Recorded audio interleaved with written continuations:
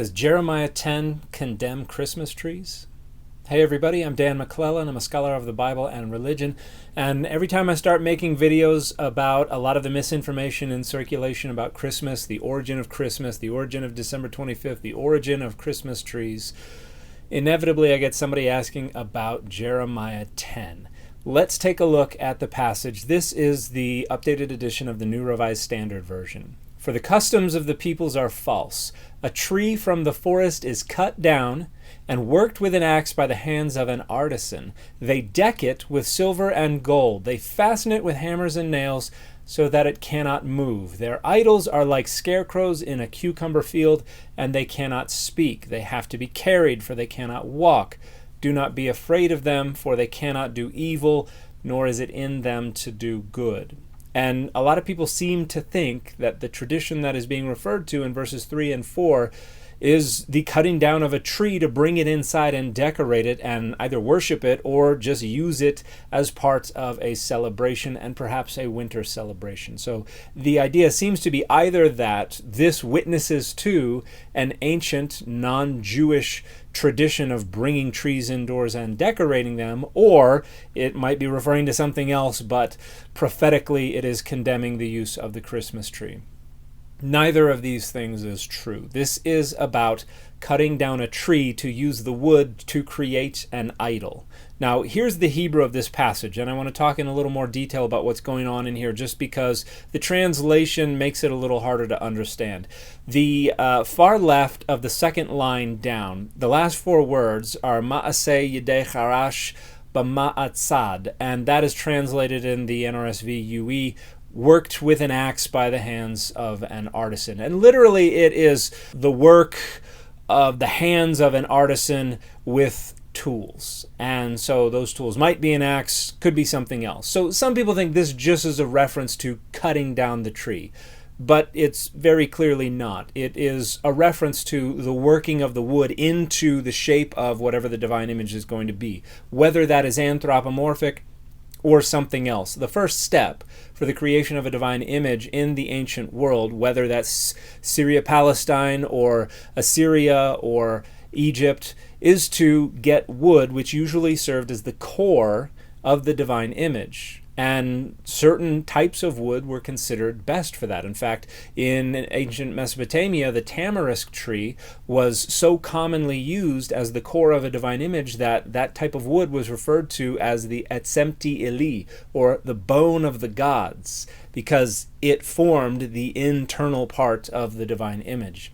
Then we go on to verse 4, and in the NRSV UE, we see they deck it with silver and gold. Now, if we go to the Hebrew, it says in silver and gold, they beautify it. And some people think, oh, this is like decorations, tinsel. We're throwing silver and gold tinsel all over it, or we're decorating it with globes or whatever, stars.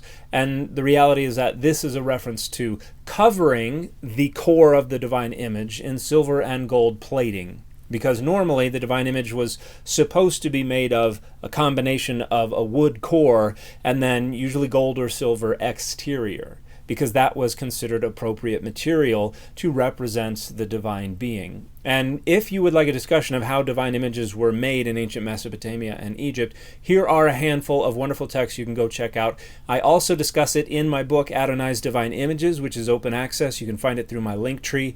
And this chapter discusses how divine images were made, how divine images were encountered, and goes through the fact that they usually had a wooden core and then an outside that was made of precious metals like silver and gold. So this is about a divine image. Now, next in verse 4, as we see in the NRSV UE, it says they fasten it with hammers and nails so that it cannot move.